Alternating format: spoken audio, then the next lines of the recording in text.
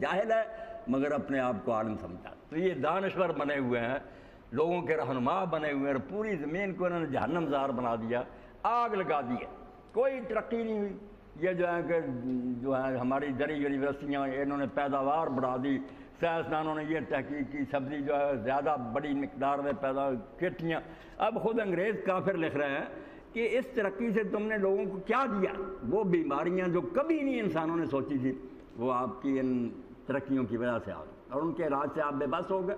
اور یہ چیزیں جو آپ نے بنائی کہ گندم جو 80 من پیدا ہو رہی، اس میں وہ طاقت ہے جو پہلی گندم میں تھی. یہ مرغے جو تم تیار کر رہے ہو، جس ہی مرغے کا شوربہ ہی آدمی پی لیتا تھا نا، بیماریوں سے شفا پا جاتا. اب یہ سارا جو ہے بیماریاں بیماری.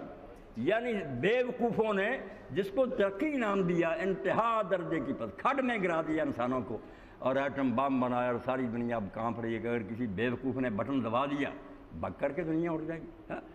تو یہ جاہلیت، اس کو اللہ تعالیٰ کہتا ہے احوا، من مانی باتیں، لبرلزم، کہ اپنی خواہشات کی پیروی، کہ باغ ڈھیلی چھوڑ دیں، لگام توڑ دیں، جدھر جی چاہے گھوڑا بھاگا پھرے اور جس طرح گاہ میں چرے. اس کو احوا اللہ نے کہا کہ خواہشات کی پیروی. تو اللہ کہتا ہے علم کے آنے کے بعد اگر اے سننے والے، اے قرآن کو پڑھنے والے، تو نے خواہشات کی پیروی کی تو تباہ کر لو گے اپنا، ظالمین میں سے ہو جاؤ گے.